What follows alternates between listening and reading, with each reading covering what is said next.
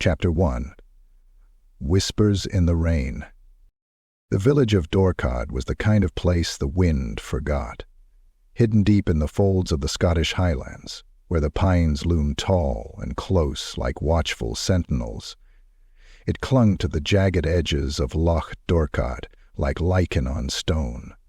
Even on clear days, a ghostly mist curled along the ground, veiling the damp cobblestones and sodden rooftops in a constant state of hush. It was the kind of place time had abandoned, where stories whispered louder than facts, and people listened to the past because they were too afraid of the present. Isla Macrae stepped from the rusted bus, its engine wheezing like a dying beast, and pulled her coat tighter against the cold slap of Highland air. Her boots squelched in the mud. Rain had begun to fall. Not the soft drizzle of the lowlands, but sheets of it, slicing sideways as though the sky itself wept in grief. A perfect setting, she thought grimly, for folklore steeped in death and dread.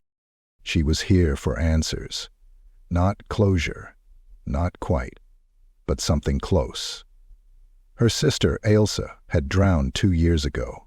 A bright light snuffed out in still water. The body was recovered, bloated and twisted, eyes open, mouth ajar as though still screaming underwater. There had been no explanation, no investigation. No one heard her fall. No one saw her go. And yet Isla had heard something. On the night of the death, a phone call from an unknown number with a crackling voice that rasped, "Help me." She would swear to her dying breath that it was Ailsa. The innkeeper was a woman of few words and too many wrinkles. Her eyes were the color of dried peat, and when Isla asked about the loch, she only muttered, "Don't go near it when the storm comes. That's when it sings." That night, Isla unpacked her recorder, notebooks, and the threadbare journal she had started keeping since Ailsa's death. She sat in the corner room of the inn, its warped window looking out over the black sheen of the loch, and began to review what little evidence she had gathered.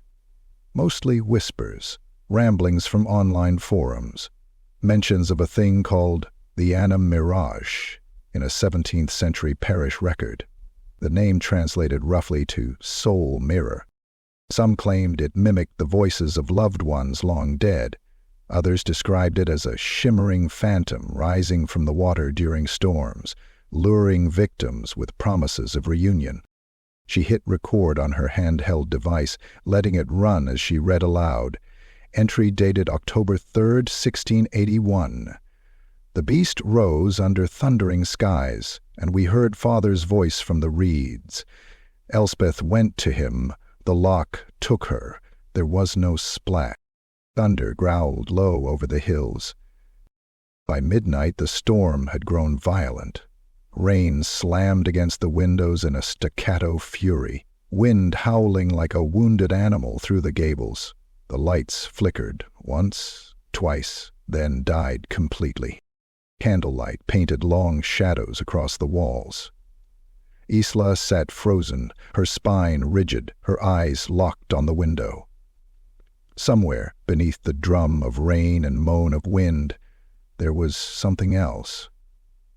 A sound out of place. A voice. It was faint at first, barely more than a whisper beneath the storm. But it grew louder, clearer, more distinct. Isla. Her blood turned to ice. It wasn't just a voice. It was Ailsa's voice. Soft, sweet, frightened. "I'm cold, Isla. I'm so cold. Please, help me. I didn't mean to fall." The recorder was still running. She reached for it with a trembling hand and hit playback. Static.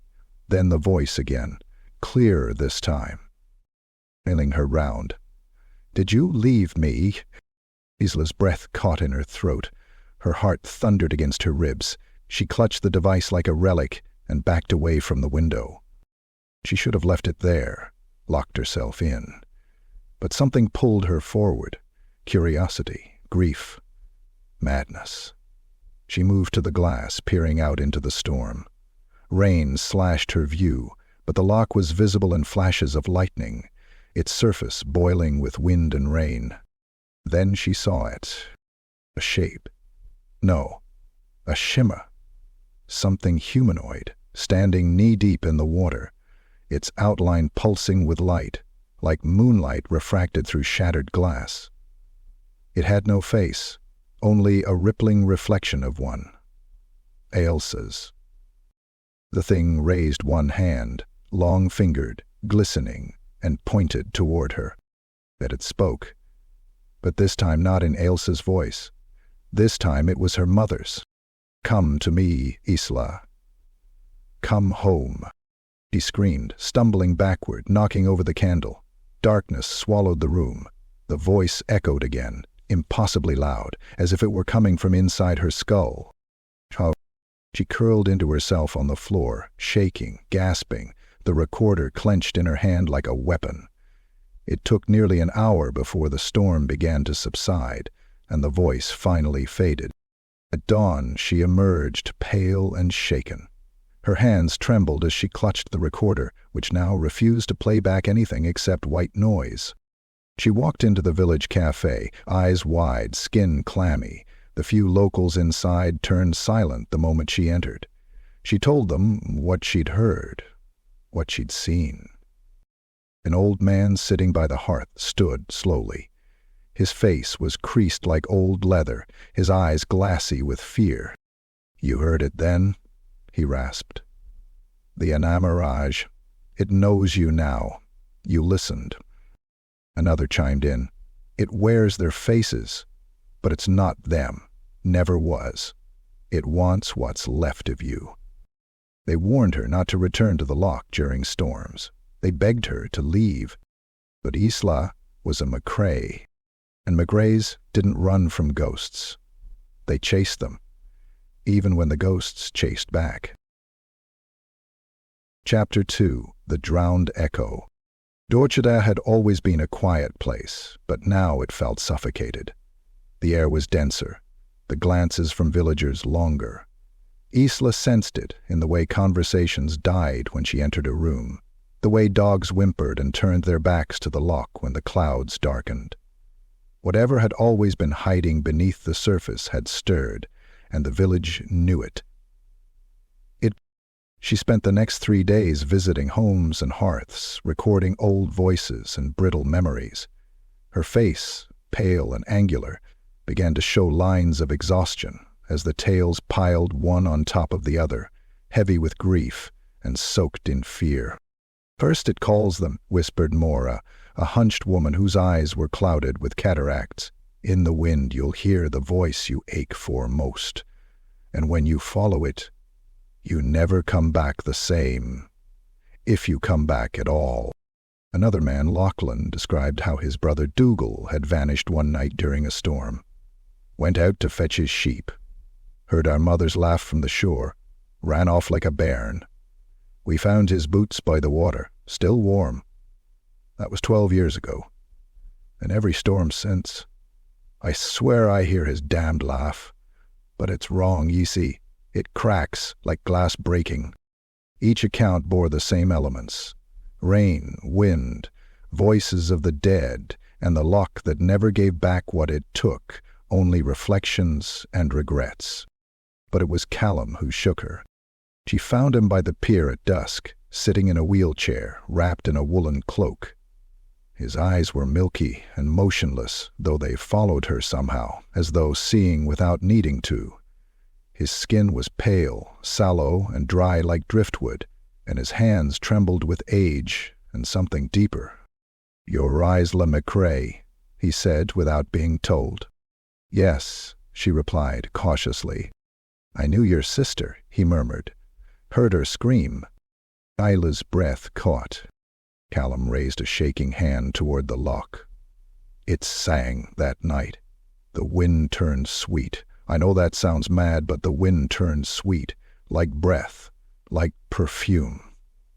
Then came the voice, your sister's, right out of the reeds. I never saw her go under, but I heard what the thing made her say, and it wasn't her anymore. "What do you mean?" Isla asked, leaning in. Callum turned toward her, his blind eyes twitching, as if seeing something horrible that lived behind his lids. I lost my sight to the loch, not to water, to it, the Mirage. It doesn't need eyes to be seen. You see it in your memories, in your grief. It shows you what you loved most, then wraps around it, like ice on a corpse. He paused, exhaling like something had been weighing on his chest for years. "It's beautiful," he said finally. "Beautiful like a knife made of diamonds. I saw it without seeing. A body of glimmering water, limbs like ribbons of light, a face that isn't a face at all, just a ripple that becomes whoever you mourn." He grabbed Isla's wrist with surprising strength. "It's feeding again." That night, the storm returned. The sky blackened by dusk, rolling clouds crashing together in boiling fury. Trees groaned as winds ripped through the forest like a primal howl. The loch churned, waves thrashing against the rocks in a frenzy of foam and darkness. And somewhere within it, something rose. At the edge of the village, a girl named Branna, 16 and known for laughing too loud, had gone missing. Her mother found the bedroom window open. The wind had stripped the curtains to tatters, and rain had soaked the floorboards. But there were no muddy footprints, only water, and the scent of lavender. A perfume Branna's grandmother had worn in life. The villagers searched by torchlight, their shadows flickering against the trees like spirits of the damned. The loch glistened unnaturally under the moonlight, despite the storm clouds, like a great sheet of broken mirrors. Isla was there when they found the body. Branna lay face down near the water's edge, her hair fanned out like kelp. When they rolled her over, the crowd recoiled in one horrified, collective breath. Her eyes were wide open, glazed with a silver sheen. Her skin shimmered faintly, as though coated in tiny, iridescent scales that reflected every torch's light, mirror-like and alien. Her lips were blue, split at the corners, and her throat bore bruises shaped like fingers that were far too long and far too thin. Isla dropped to her knees. Her stomach churned, bile rising in her throat. "What the hell is this?" someone muttered. "The loch has her now," another said grimly. She noticed something tucked in Branna's closed hand. Wet paper, nearly pulp. Isla pried it free with trembling fingers and unfolded it. It was a page from an old diary. "Storm's coming again. Heard Dell last night outside my window. He's been dead 3 years, told me to come see him. He said it's beautiful down there, said it feels like floating. I think I might go next time." No name, no date, just ink blurred with water and salt. That night, Isla reviewed her recordings. Hours of audio. But one section chilled her to the marrow. Over the static, faint and warbling like underwater sound, a voice emerged. "It's so beautiful, Isla. Don't you want to see?" She paused, rewound. "Come float with me." The voice wasn't Ailsa's. It was her own. Chapter 3. Murmurs from the Deep. The forest surrounding Loch Dorchadh grew older the deeper one ventured. Pines gave way to gnarled oaks, their limbs twisted like arthritic fingers, black moss dripping from their bark like dried blood.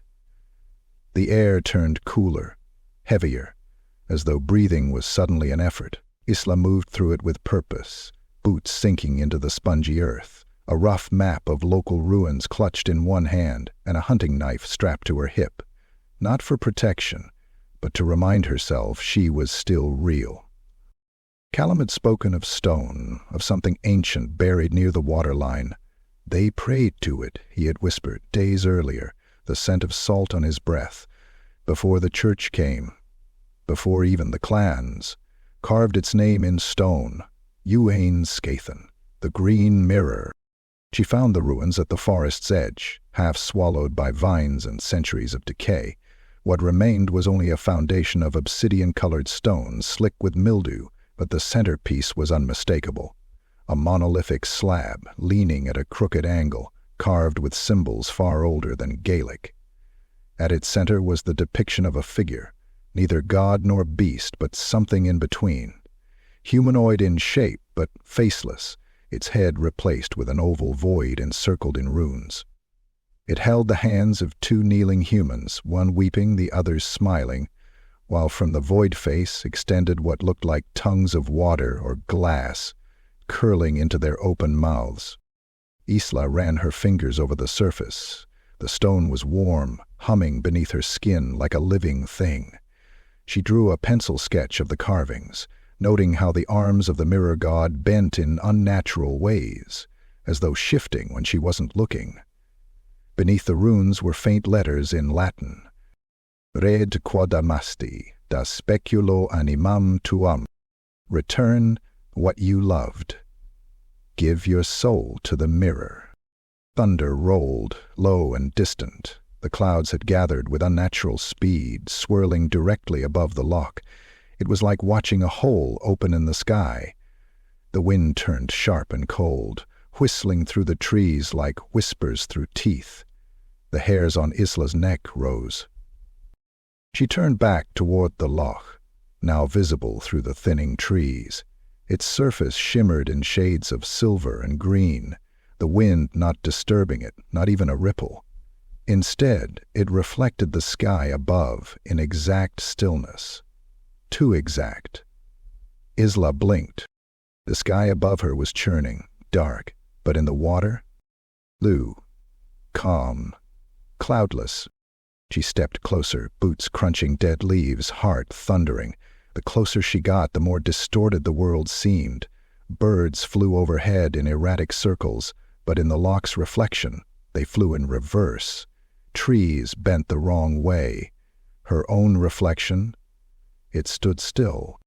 She raised her hand. Her reflection did not. It stared back at her.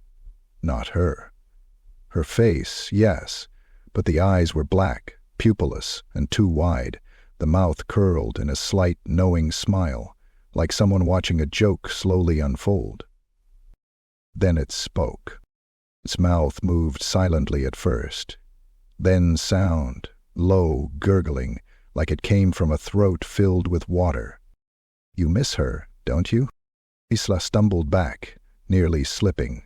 Her reflection did not falter. The voice slithered again, more confident now. He's waiting, Isla.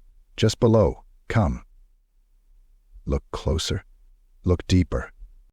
She turned and ran, crashing through underbrush, ignoring the pain as branches clawed at her coat and face. She didn't stop until she reached the edge of the village. That night, the visions began. She awoke in the dark, her breath fogging in the air, though the fire still burned. At the foot of her bed stood Ailsa, soaked, hair dripping, skin pallid and wrinkled, like she had been submerged for hours. Her eyes, though, her eyes were alive.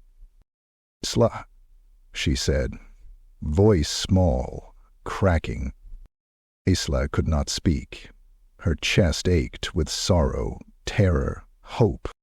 "You let me drown," Ailsa said, tilting her head. Water spilled from her mouth. "I know. I wasn't there, But you heard me," Ailsa whispered. "Didn't you?" Her limbs moved like a marionette's, jerky, inhuman. She reached forward and brushed Ila's cheek with wet fingers. "It's beautiful down there. You could come with me now.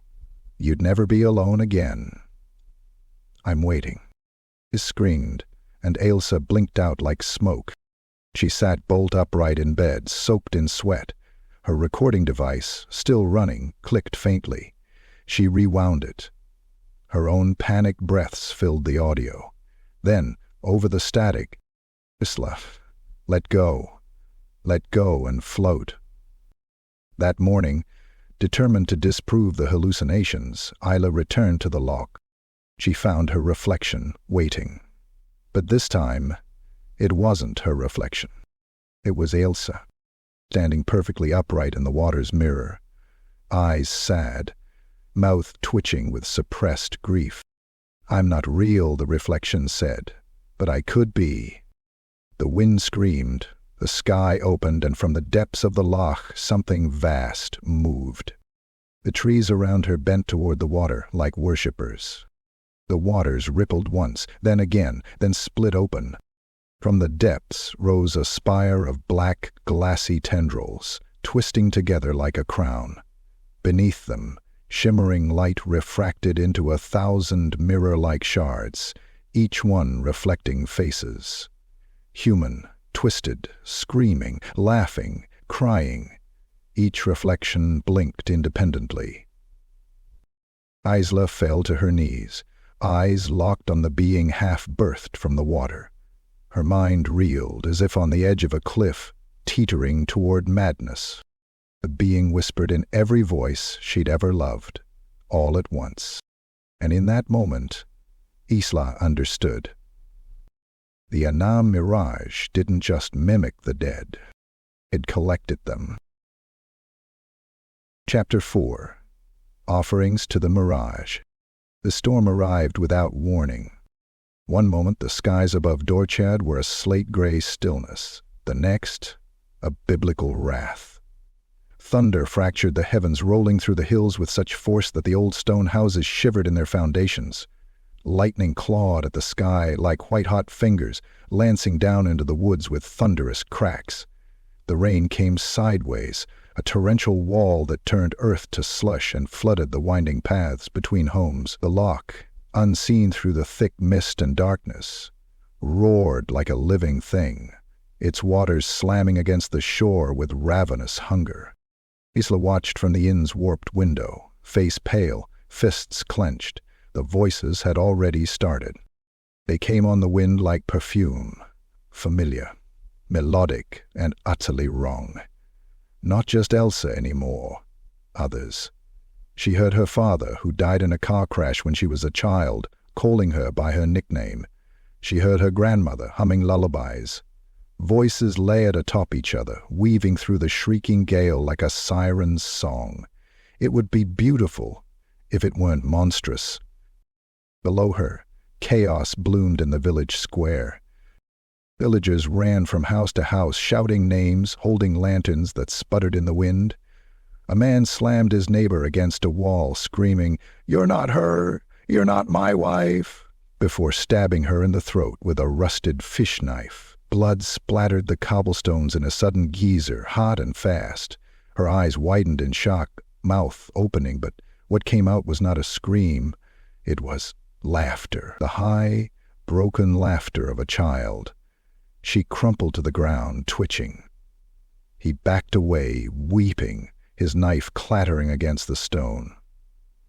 Isla rushed down, dodging limbs and slick stones, shouting over the storm, "Stop! Stop it! This is the creature! It's doing this to us!" But no one heard. Or worse, they did, and simply didn't care anymore. Madness had crept in. The Mirage was no longer hiding in the loch. It was in the air, in their ears, in their dreams. Inside the church, Father Kerr knelt at the altar, blood running down his face from where he clawed at his eyes. "They all came back," he whispered. "But they're not them. They said the prayers wrong. Their mouths don't move like they used to. The tongue is all wrong." A hand gripped Isla's shoulder. She spun, breath caught. But it was Mora, the old blind woman, eyes milky and wide. "There's a way," she croaked, her breath stinking of rot and whiskey. "The old way, the only way. You've seen the stone, haven't you?" Isla nodded slowly. Mora's grip tightened, nails digging into her arm like claws. "The god needs blood. It's always needed blood. Not to feed it, no. To bind it, to hold it. Before the priests came, we gave it what it wanted. A willing soul. One given freely in love." She pulled a crumbling scroll from beneath her shawl. Thick, waxy parchment inked in dried blood. Symbols danced across the page, spiraling in fractal madness. At the center, the mirror god with outstretched arms, and two kneeling figures, one beheaded, one smiling. It must be done at the mouth of the loch, Mora hissed. During the storm, while it's awake, only then will it hear. Outside, another scream tore through the storm. A young boy, no more than 12, stood soaked and barefoot in the square, holding his dead mother's severed hand and giggling. "I can bring her back," he sang. "She said so. She said she just needs one more." Isla's stomach turned. She backed away, heart thundering. Her choice was before her now. Perform the ritual, or confront the thing in its true form. That night, as the storm reached its peak, she returned to the loch alone. Lightning split the sky, illuminating the water in surreal bursts of blue and white. The loch boiled, not metaphorically, literally, steaming and hissing. Shapes danced beneath the surface like shadows beneath ice. She stood at the monolithic slab, the stone altar worn smooth by centuries of forgotten sacrifice. The scroll was tucked into her belt. A ceremonial dagger, recovered from the church's crypt, gleamed in her shaking hands. Its edge was etched with the same runes as the altar. "Give what you love. Feed the mirror." Her sister's voice rose behind her. Close now. Too close. "Isla, you don't have to be alone. I miss you. Please. Just look at me." She turned. Ilsa stood at the water's edge, pale, beautiful, whole, hair cascading down her shoulders like seaweed, eyes brimming with tears. But her feet didn't touch the ground. They hovered an inch above it, toes grazing nothing. And her smile, he was wrong, too wide, too many teeth, teeth like mirror shards. "Come home, Isla." The creature shimmered behind her like a veil being drawn aside. Its form was shifting, chaos, fluid, reflective, and grotesquely beautiful.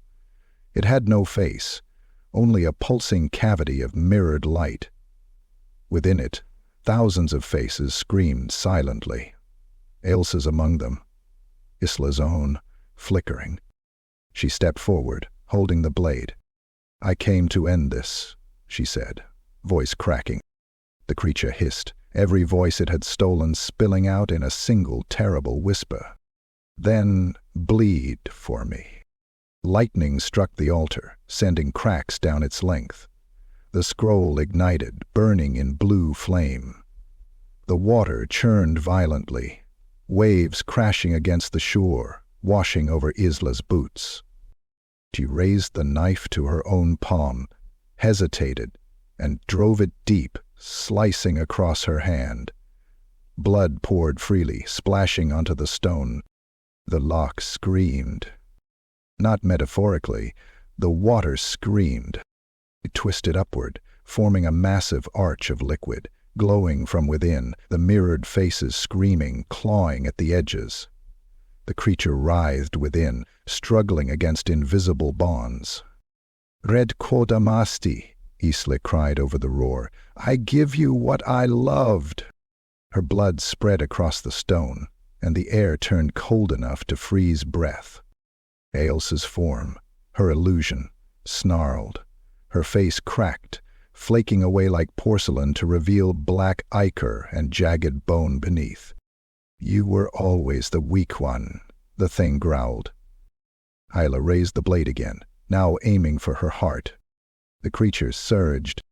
Just before it reached her, before its tendrils could pierce flesh, the sky erupted in white.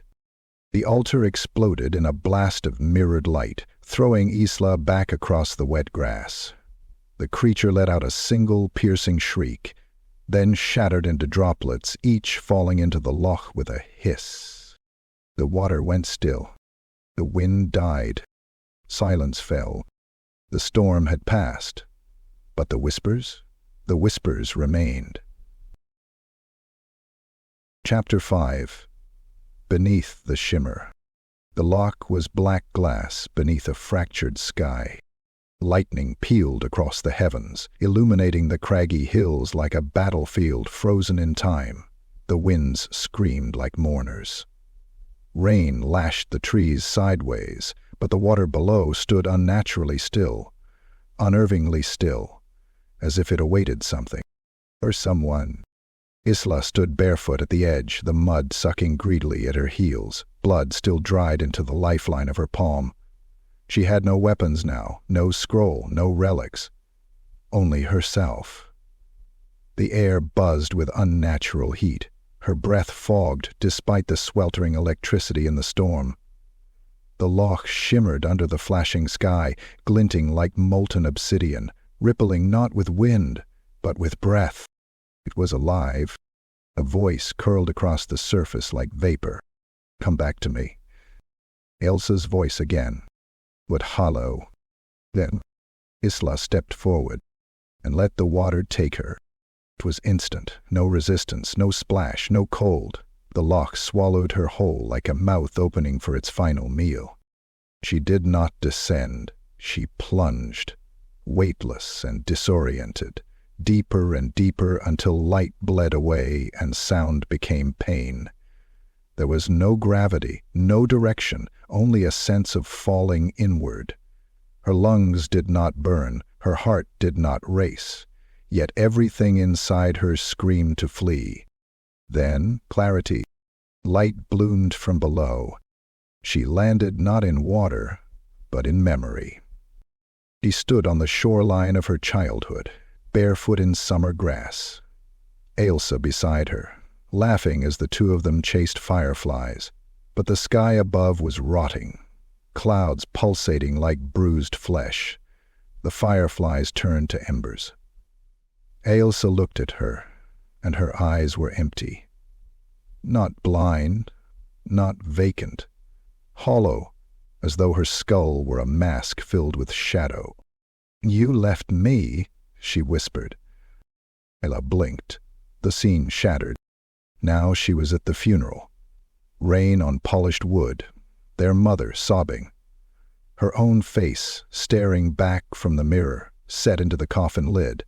The reflection blinked at her. Hector grinned. "You should have been the one in here," it rasped. The floor melted beneath her. Now she stood in the church, but the walls bled. From the crucifix above, Christ's eyes bled black, his mouth twisted in agony. Villagers lined the pews, those still living, those long dead. Every one of them turned to face her. Their mouths opened, and every voice that had ever died on her, Ailsa, her father, Branna, the priest, the boy in the square, screamed. She collapsed to her knees. Then came the whisper. The loch was inside her now, in her ears, in her blood. It spoke in words she didn't understand, wanted not to understand. It was calling something old, something nameless. She opened her eyes, and she was underwater, truly underwater this time. The pressure was crushing, yet she did not drown. All around her were floating corpses, pale and bloated, eyes wide, mouths open in frozen terror. But they moved. They turned to look at her. Ailsa drifted closest. Her skin was translucent, veins like spiderwebs of ink, her mouth sewn shut with strands of hair. She held out her hand. Isla took it. In that moment, the Mirage revealed itself. It uncurled from the loch floor like a creature born of mirrors and bone.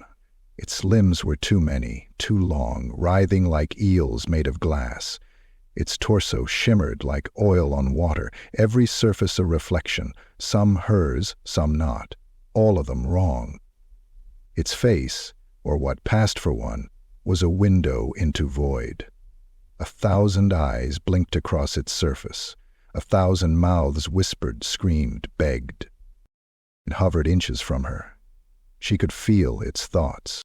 You are what it needs to live. A vessel, a willing soul, a sacrifice. Isla understood then. This thing never truly killed. It absorbed. It digested. It mirrored. But it became. She felt her mind fracturing, her memories splintering like ice beneath a boot. She could become it. Let go. Slip away into the current.